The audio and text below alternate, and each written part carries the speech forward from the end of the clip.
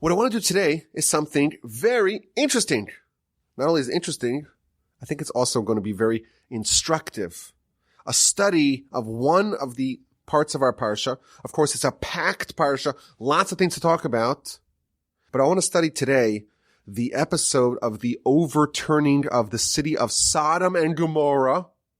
I want to study Abraham's attempted intercession, the hair-raising rescue of Lot, everything that was happening back and forth between the advocate and the prosecutor. What was Abraham trying to do? What were the considerations? Because when we study it and we look at it closely, we find some really interesting things are afoot. So, of course, Sodom has been featured already in the Torah. It was originally featured in last week's Parsha. Abraham and Lot must go their separate ways, and Lot chooses to move to Sodom. And the verse is unambiguous about the moral state of these cities, the cities of Sodom and Gomorrah. We read in chapter 30, verse 13, Ve'anshe Sodom, the people of Sodom, Ra'im, they're evil, V'chataim, and sinful, LaHashem Ma'od, to God, exceedingly so. Rashi tells us they are evil with their money. They are sinful with their bodies. Their sinfulness is comprehensive. Yet in last week's Parsha, when Lot goes there, they are not destroyed. Sodom is featured one more time last week. It's part of the world war in chapter 14 that Abraham partakes in. The king of Sodom wants to give Abraham the spoils of war. He refuses it. I don't want a string. I don't want a shoe strap from you. And in our Parsha, of course, it begins where it left off last week. Abraham is circumcised. He is visited by three angels masquerading as weary and hungry pagan travelers. Abraham interrupts his prophecy to tend to them. He regales them with a banquet fit for a king, and then he sends them along on their way. And then God says, how could I keep from Abraham my plans? What am I going to do? We read in chapter 18, verse 20. God says, am I going to withhold this information from Abraham? He's going to become a great nation. All the nations of the world are going to get their blessing from Abraham.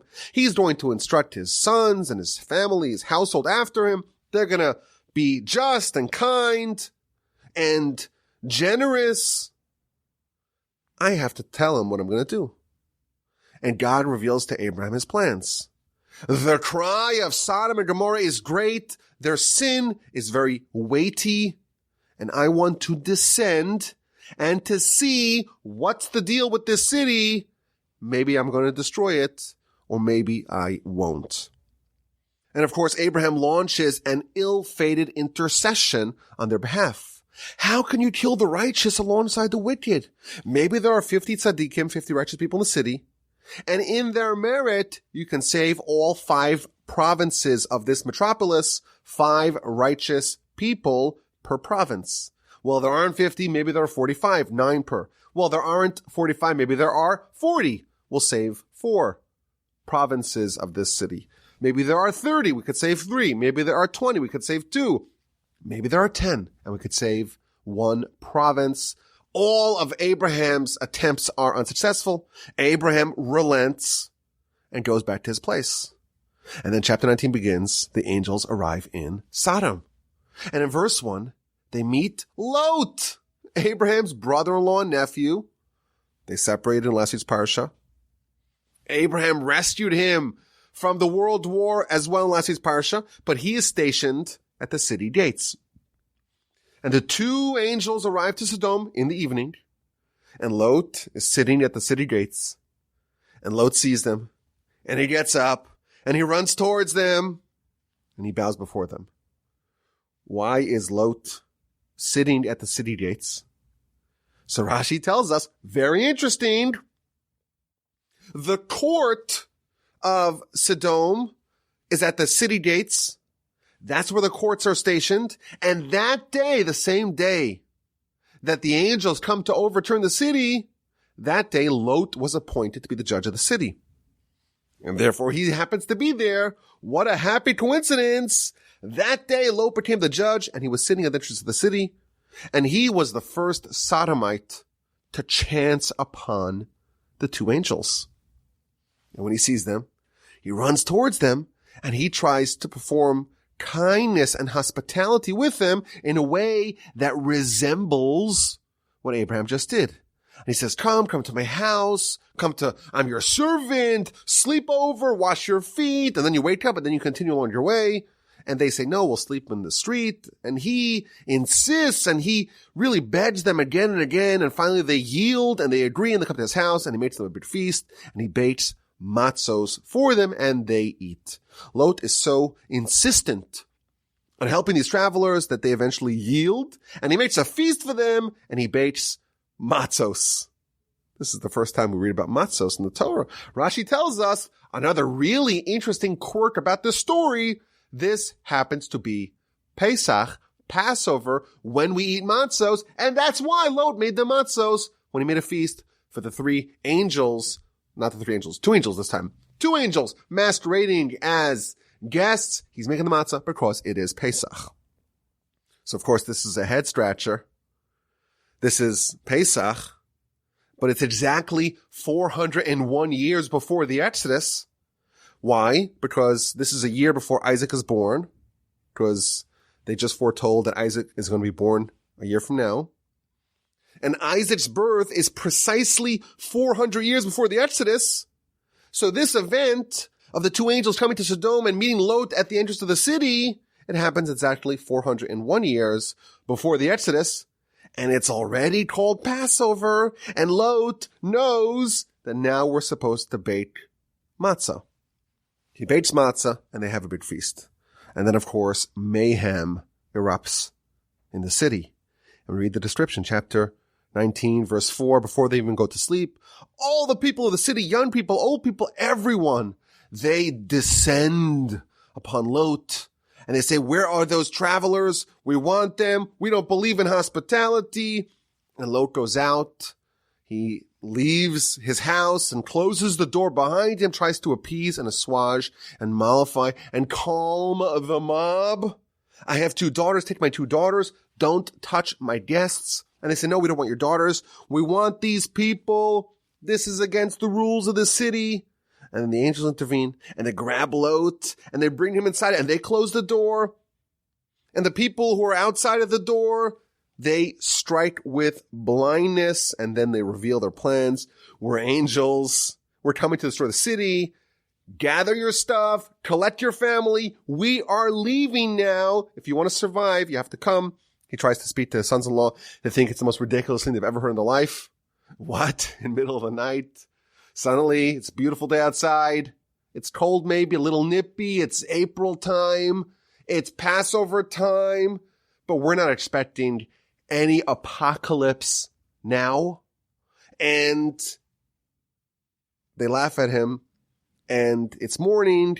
Lot is trying to gather his stuff. And they say, we have to leave now. They grab him. They grab his wife. They grab his two unmarried daughters. And they hightail out of the city. They tell him not to look back. And they run and flee for the mountains. And the city is destroyed. There's fire and sulfur that are rained upon the city. And then it's overturned.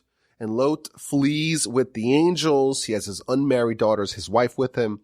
His wife makes the poor and unfortunate decision to look back, and she is turned into a pillar of salt. They end up in a city called Zoar, which is spared. They're hiding in a cave. There's an assumption that the whole world is destroyed, and Lot's two daughters ply him with wine, and in successive nights they sleep with him and they conceive. The older daughter bears a son, Moab, the father of the nation of Moab. The younger daughter has a son called Ben-Ami, and he is the father of the nation of Ammon. And both of these nations make notable appearances later on in the Torah. Of course, Moab is the family of Ruth, the great-grandmother of King David.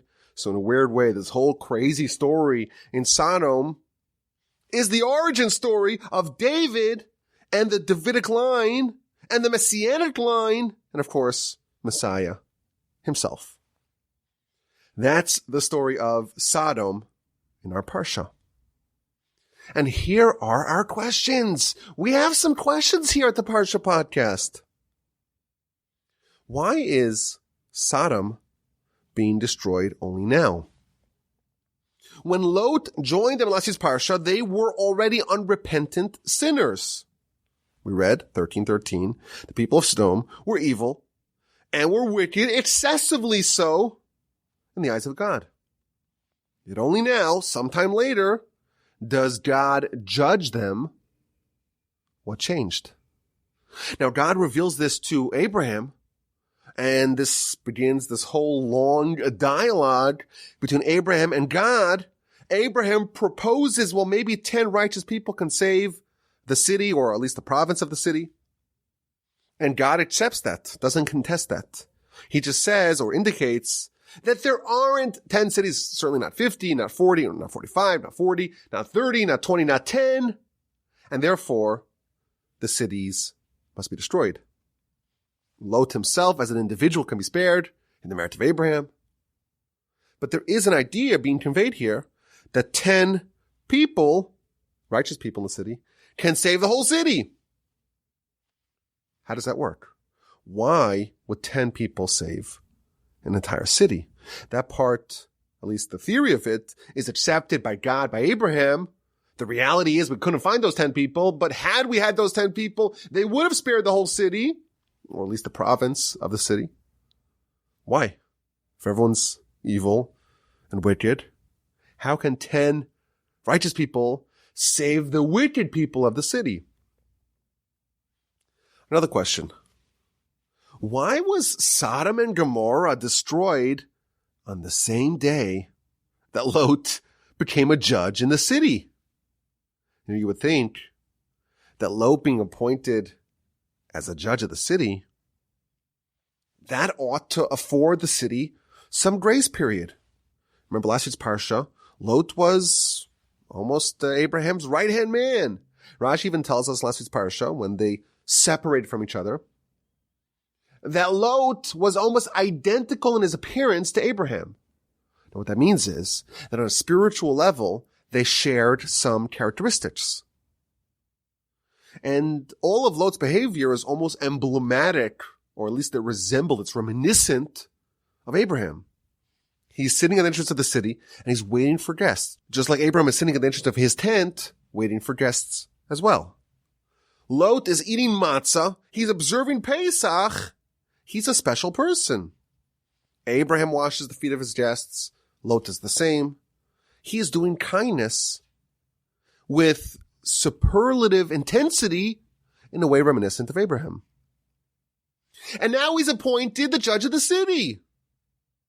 Wouldn't it make sense that Lot, who absorbed some of Abraham's lessons and ideology and Weltanschauung, if he is added to the court, maybe they have a fighting chance? Why specifically on the night or on the day where Lot was appointed as judge of the city, he's an official of the city, that's the very same day that the city gets forever overturned? Another question. Why is this all happening specifically on Pesach? The night of the destruction of Sodom and Gomorrah was the same night as the Exodus from Egypt 401 years hence. Lot's baking matzah, and in fact, the entire event is evocative of the Exodus.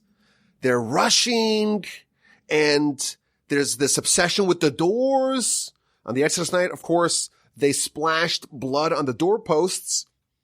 And Lot, he's closing the door, and that's in verse 6. And the people of Sodom in verse 9, they try to break the door. And in verse 11, the angels take Lot inside and close the door.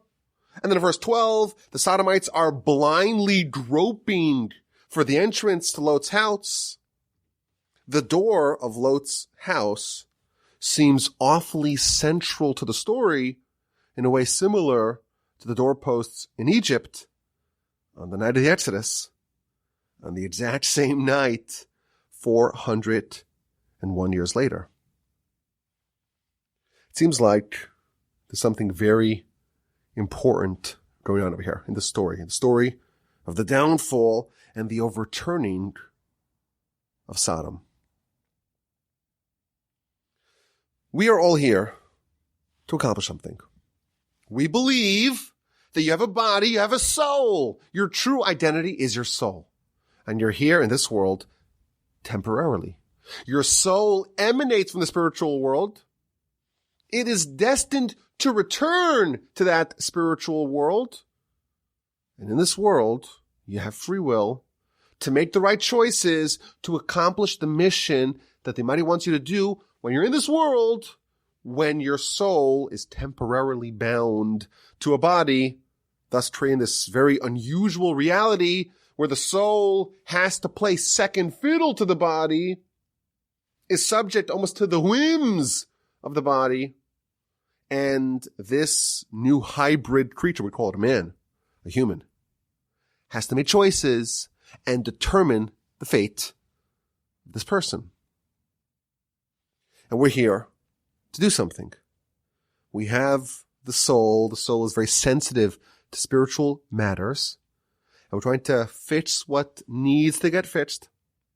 We're trying, of course, to avoid the pitfalls and the obstacles and what we call tests along the way. And we're encouraged to try to draw ourselves closer to God and try to do whatever we can to keep our focus on the mission and not forgetting that we're only here temporarily. But what happens when someone sins?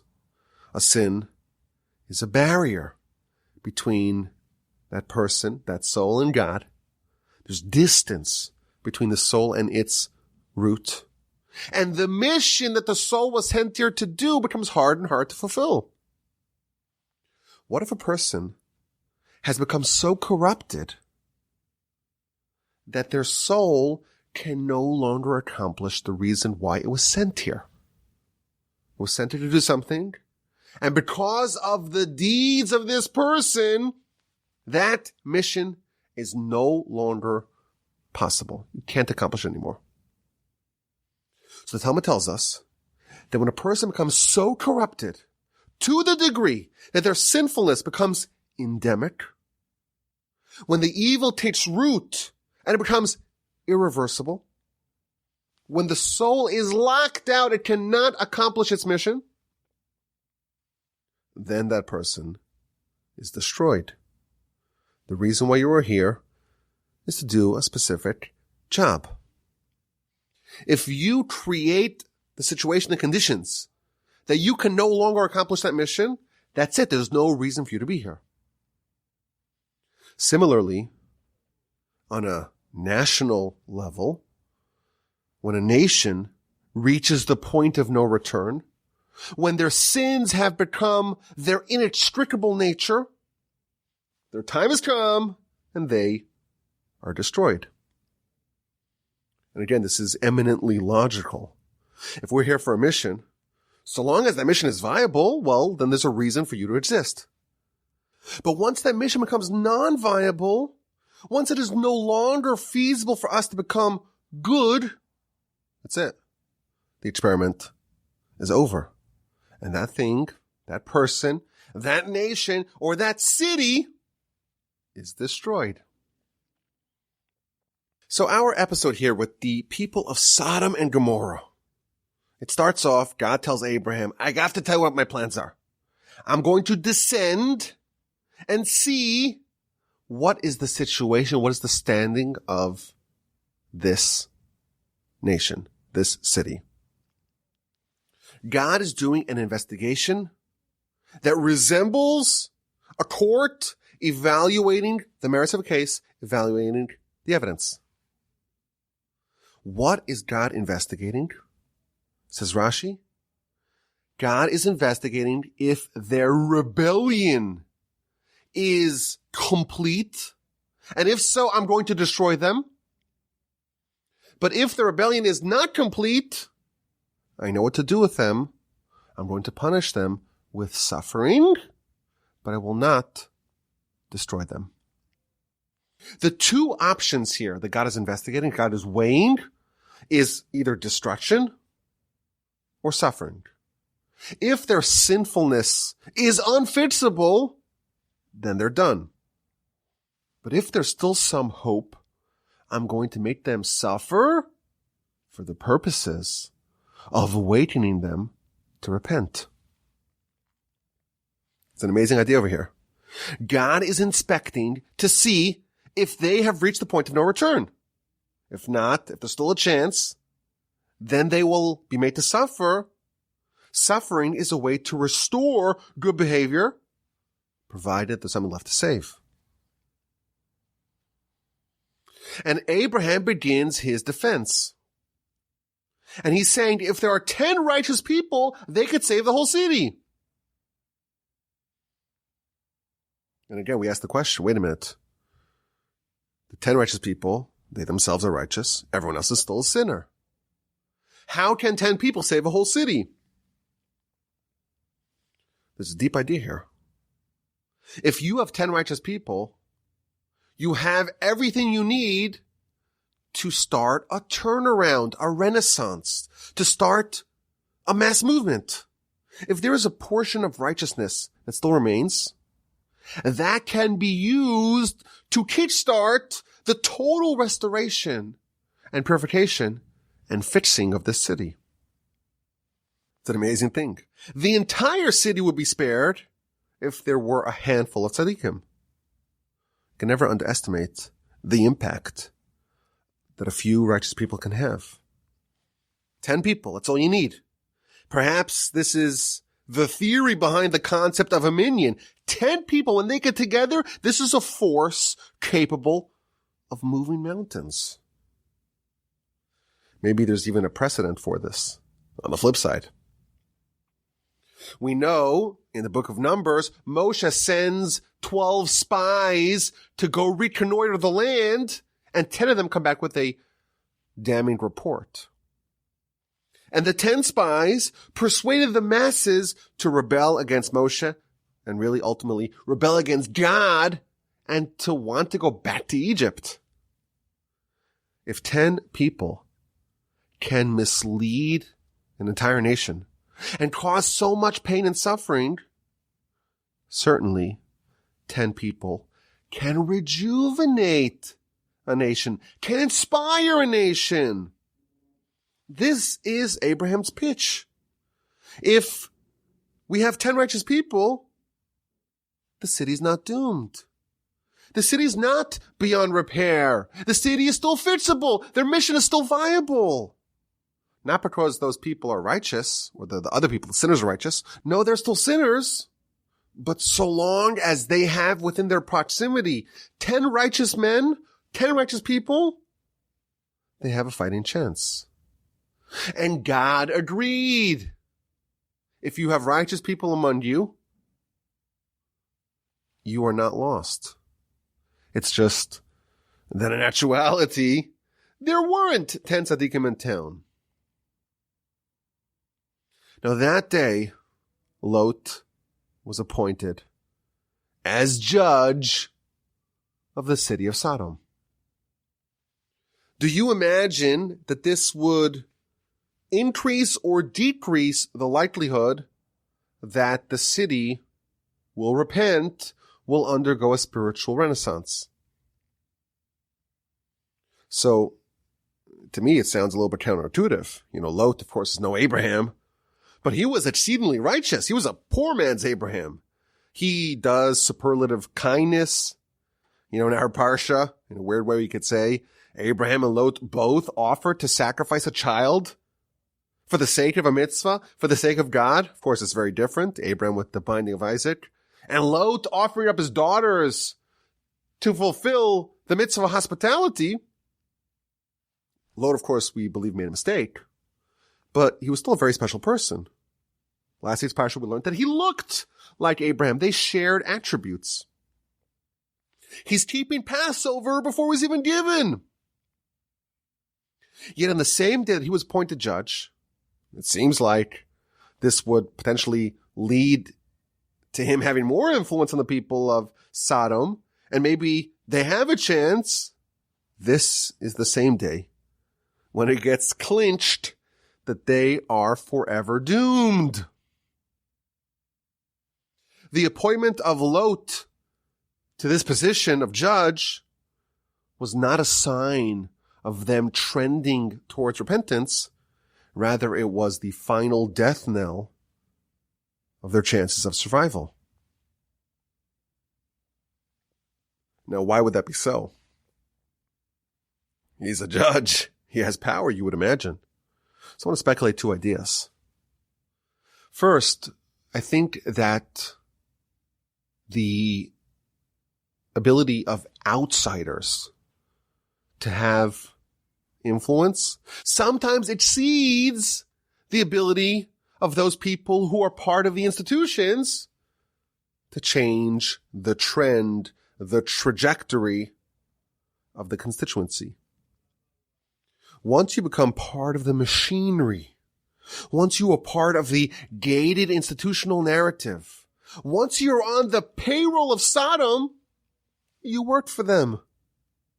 You were subject to them. You're compromised.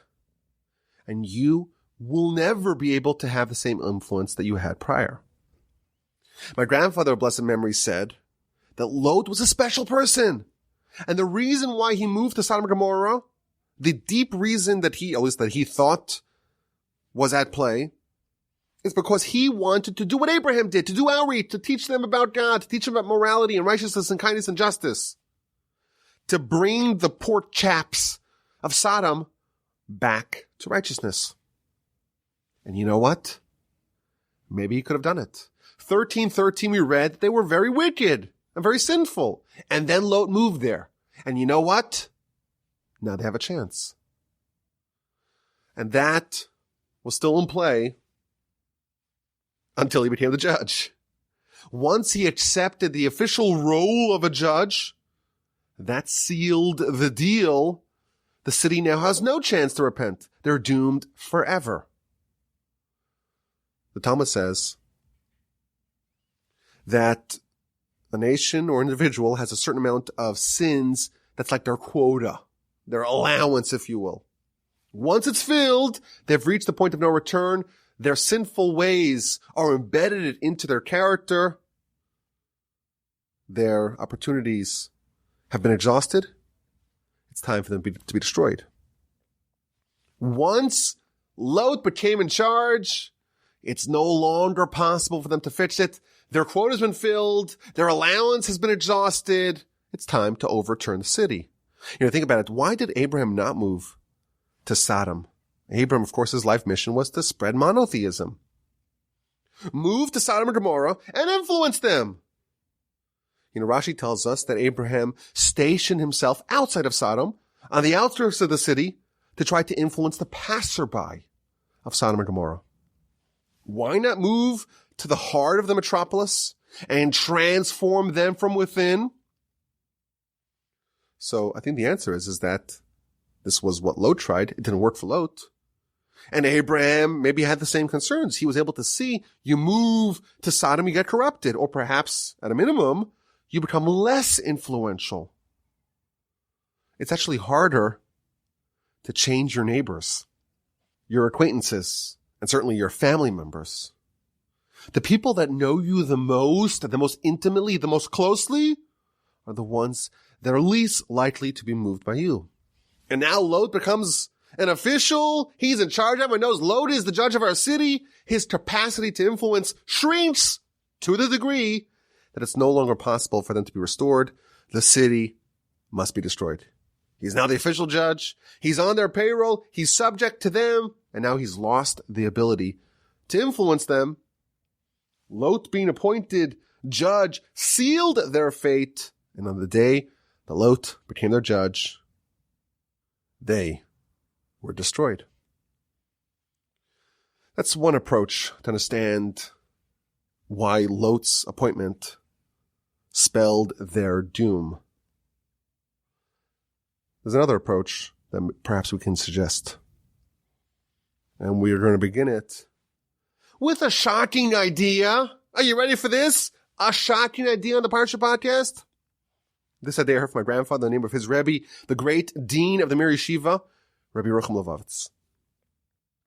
He pointed out that in chapter 18, verse 21, it says, Erdana, let me go down, God speaking to Abraham, let me go down and see what's happening in the cities of Sodom and Gomorrah, and I have to find out if I should destroy them or I should just make them suffer.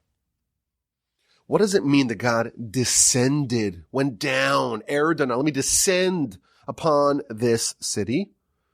So the Targum, which is the official sanctioned translation of the Torah, the Targum says, Isgali, let me reveal myself. When the verse says that God descended upon the city of Sodom, what that means is that he revealed himself to the city. Now, here's the part where your mind gets blown. I hope your AirPods or headphones are firmly fastened. Listen to this. There is another place where the Torah says the word that God descended, and the Targum makes the same translation. That doesn't mean that God descended, went down lower. It means that God revealed himself. In Exodus chapter 19, verse 20, Vayeira Hashem al Har Sinai, God descended upon Mount Sinai to the top of the mountain, and he called to Moshe to ascend to the top of the mountain, and Moshe went up. This is a few verses before the Ten Commandments. What does it mean that God descended upon the mountain? V'isgali, says the Targum. God revealed himself on the top of the mountain. What happened in Sodom is very similar to what happened in Sinai. In Sodom, there was a Sinaitic revelation. And I want to add, this is me talking here, from the Torch Center in Houston, Texas. There is a third place where the same translation is found. Exodus chapter 12, verse 12. God says, I will pass in the land of Egypt on this night, the night of the Exodus, and I will strike every firstborn in the land of Egypt, the people, the animals. I'm going to also do miracles and wonders to destroy the idols of Egypt. What does the Targum say? What did God do to Egypt? V'isgalisin, I will reveal myself in Egypt. The Exodus, the event that marked the destruction of Egypt, which coincided with the salvation of the Israelites, the event that happened exactly 401 years after the overturning of Sodom, was also a revelation. Sodom, like Sinai, like the Exodus, was a revelation. It carried with it the ability to do to the Sodomites what the other revelations did to the Jews. The Kabbalistic literature tells us that the Jews in Egypt were on the doorstep of destruction. They were on the 49th level of impurity. And that allowance, that quota, that part where the sins get filled and the nation gets destroyed, that is level 50. And they were one level away. The Jewish people in Egypt, we're told, were a hair away from being destroyed completely. And God did a revelation. But the revelation in Egypt did not tip us over the line to eternal destruction. To the contrary, we were transformed positively and were changed forever and became God's people. And now we discover what happened in Sodom. What happened in Sodom was the same thing that happened at the Exodus. God revealed himself. And that was the opportunity for the Sodomites to also transform themselves. They were also in the 49th level of impurity. And they had the ability to undergo the same complete 180 turnaround that we had in Egypt. But they blundered. And they were destroyed. They hired Lot as their judge. And he has some guests that come. This was their chance. If they did not protest his hospitality, it seems that they would have been spared. And again, we have this overlap. There are doors, the doorposts in Egypt, and we have a door and a door and a door in Sodom. In Egypt, the Jewish people who were at the 49th level of impurity, had they walked outside, left their doors, they too have gotten swept away. And in Sodom, the Sodomites Had they also stayed indoors, they would have survived. Had they tolerated Lot's kindness, they would have survived. It would have demonstrated that there's still something here to save. And this is Lot's first day on the job. They always say, I don't know if this is true anymore in our very polarized political climate, but it used to be that the presidential approval was always highest at the beginning of an administration. You give the new guy or gal a chance. Let's see what they can do. Now, for our sizable international audience, the president of the United States is like the head of parliament, like the premier, the prime minister in a parliamentary system. So here is perhaps the second way to explain why this event, or what's happening at this event, and it's specifically on the day of the Exodus, and it's specifically on the day that Lot was appointed judge of Sodom. On the day when Lot's influence was at its highest, they were given a chance to do one mitzvah and not torpedo his hospitality. And they failed. And they left the doors. And by doing that, they demonstrated that their corruption was so deep-seated and immovable, they're at level 50, they've crossed over the point of no return, and they must be removed from the playing field. Their quota is filled, their allowance is exhausted, their mission is not viable anymore. There's no place for them in the world anymore. Had they been ready for that revelation, had they seized the opportunity, who knows? What happened when God descended/revealed himself in Sodom may have been a very positive experience, may have been an Exodus-like, Sinai-like transformation, but alas, they were destroyed. This study of this story, I think, gives us some very valuable lessons. So first of all, the general concept, I think, is a wonderful principle. We have an allowance. We have a certain amount of sins the Almighty will tolerate for us as individuals and for us as collectives, as a city, as a nation. And only once you are beyond the point of no return, level 50, only then are you removed from the scene. And by the way, this is how the great empires of yore, how they collapsed, and how we are still here. Talmud tells us again, the Almighty does not punish a nation until they fill up their quota. Where are the Greeks and the Romans and the ancient Egyptians and all these great, mighty empires that control the whole world? The Almighty took care of them, destroyed them. Once their sin and evilness became so pervasive and there was no hope for them ever rectifying their ways, they're gone. They've been destroyed. They underwent what happened in Sodom. Now, of course, we're not immune to this system. When we get to level 49, it's really dangerous. But the Almighty promises that will never happen again. Why? Because He's going to cause us to have some suffering. We're always going to be reminded of what we're here for if we get too close to the finish line. To the line of being finished. We also have something called Yom Kippur, which brings our tally back to zero. Back to zero. Fresh, clean start. And that's why we endure. And by the way, Lot, after he leaves Sodom, he goes to a city called Tzoar. Why does he choose the city of Tzoar? So you look at the story. It says because, well, it's a new city. And Rashi tells us, what does it mean it's a new city? It means that there hasn't been so much time for the city to become corrupt. How many sins could you do if you just got started? And that's why it's not gotten close to its fill.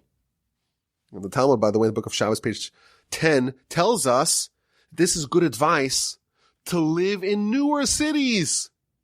They have more runway. That's one idea, a very powerful idea.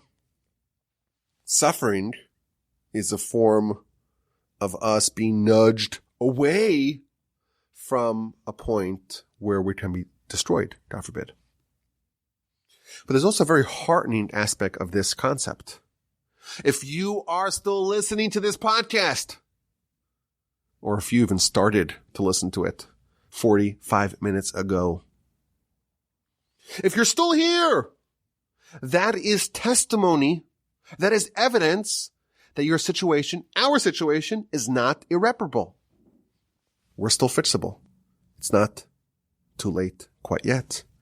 Our mission is still viable, because you know what? If it wasn't viable, we're taken off the playing field. What a powerful idea. What an inspiring idea. If we're still alive, it's not too late.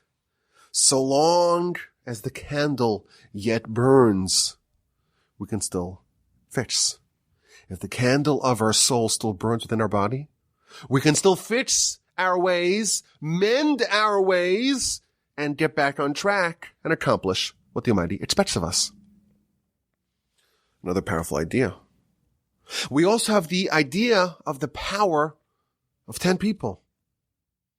10 good people is all you need to transform a whole city. And this, of course, reminds us of the importance for us to accord honor and respect to the righteous. The Talmud, the book of Sanhedrin, page 99b, tells that someone who makes the following statement, "My ahanu lan rabbanu," what do the rabbis do for us? Lididu garu, lididu shanu. They're studying for themselves. They're in their books and they're reading all these ancient texts. What are they doing for me? What are they doing for the population at large? They're like parasites on the government's dime, on taxpayer dime. They're not contributing to society. Says the Talmud, someone who makes that claim loses their portion in the world to come. Why? Because you're not realizing that these people, the righteous people, are ensuring the world's perpetuation. Says the Talmud, continues the Talmud, this person is also rejecting and repudiating the Torah. Why? Because the Torah quotes a verse in Jeremiah. The Torah says, "If not for my covenant of day and night, the rules of heaven and earth I will not place." God will not allow the world to continue unless there's Torah. So the people who are studying Torah, teaching Torah, spreading Torah, disseminating Torah, they are the ones who are maintaining and perpetuating the world. And if someone says, "Well, what are the rabbis doing for me?" Someone like that is rejecting Torah. Amar Rav Nachman. Rav Nachman says they are also rejecting our Parsha scripture. Our Parsha teaches us that 10 righteous people can save a whole city. How could you claim that the righteous people, the tzaddikim, the rabbis, are not benefiting anyone? Don't you read what Abraham says? The 10 righteous people can benefit an entire city of sinners. How much are we indebted to the righteous, to the rabbis, to the tzaddikim? And one final amazing idea. The Almighty descended upon the city of Sodom. He descended upon them to give them one last chance. He revealed himself to them, says, "Okay, what are you going to make of this? Are you going to go and follow the ways of the Jewish people 401 years later, of course, so it's not chronological. You are being given one last chance." We have two peoples on the doorstep of eternal destruction on the 49th level of impurity. Both of them happened the same night. The Jews in Egypt on the same night as the Sodomites in Sodom. And both have a revelation of God. And for one, they decide to make the most of it. They stay indoors. They don't leave the doors of their homes. And they're chosen to be the nation of God, extracted from Egypt to be God's people forever. The Sodomites had the same, or maybe not quite the same, but they were also given an opportunity. And instead, what ended up happening to them is they were rained upon with sulfur and fire and overturned and shoved into the earth's crust. And I think this applies to us as individuals as well. All of us, before the Almighty pulls the plug on the viability of our mission, He's going to give us one last final chance to rectify to fix, to repent. We're going to have one revelation. We won't know it's a revelation per se. We are going to be given one more chance to make sure that we are in the Almighty's good graces, and we are best advised to be ready for that revelation and don't make the mistake that the Sodomites did. Traditionally, before someone passes, they say the vidui, the confession of the deathbed. And when you say that, that's your moment of revelation. That is your chance to make sure that you are up to snuff. The Sodomites were given the chance, and they blundered. We better not make the same mistake. Okay, let's hit this week's A and Q. Sorry, we don't have an A and Q anymore. Do you believe it? A and Q was all last year. Last year, no A and Q. Let's hit this week's exquisite insight. I still have a hard time saying that. Exquisite insight. Listen to this. Listen to this. I'm going to read you something that is startling, quite eye-opening, very sensible, coming from a very credible source, but absolutely wild. In the introduction to the 8th volume of the book called Igros Moshe, this is written by the giant of the 20th century, Rabbi Moshe Feinstein, his sons share the following story. It was the winter at the end of 1921, and there was a man, Rabbi Feinstein at that time was a rabbi in Russia, and there was a man who was dying with a terrible disease that his tongue was swollen in his mouth. And he's about to die. And the rabbi of the town, Rabbi Feinstein, came to visit him. And again, this story is being written down in the book by the sons of Rabbi Feinstein, who say that their father, Rabbi Feinstein, Moshe Feinstein, very credible and reputable source, told them this story. So he's a rabbi in Russia in the winter or the fall of 1921, and he's visiting this person on his deathbed with a swollen tongue, and this man says, I want everyone else in the room to leave. I want to be here just with me and the rabbi. And it was the week following Parsha's Vayeira, our Parsha. And he said, the previous week, Parsha's Vayeira, he was asking some questions. How did the daughters of Lot, who committed that repugnant and immoral act with their fathers, how did they merit to have Messiah come from amongst their descendants? And they had no shame in the terrible deed that they did. Not only that, when they named their sons, Moab from my father, Ben-Ami from my nation. And he spoke about the daughters of Lot in a very derogatory fashion. And that night claims this person on his deathbed in Russia in the fall of 1921, speaking to Moshe Feinstein. And that night he has a dream. And in his dream, there's 2 old women come to visit him in his dream. And their faces are covered. And they tell him that we are the daughters of Lot. And we heard what you said about us. And we came from heaven above to tell you the answer to your questions. And the reason why, say the daughters of Lot to this man in his dream, as he recorded it to Rav Moshe Feinstein, who told it to his kids, who wrote it in a book. We were worried people are going to say that they come from the family of Abraham and they were saved in a miraculous fashion from the overturning of Sodom. And what actually happened was not incest, rather it was a miracle. They had an immaculate conception, and that's how they had their babies. And we were worried that our pregnancies would lead to the formation of a nonsense religion where people are going to believe that God, so to speak, impregnated a woman. Do you believe people actually believe that? But I guess that we're concerned about that.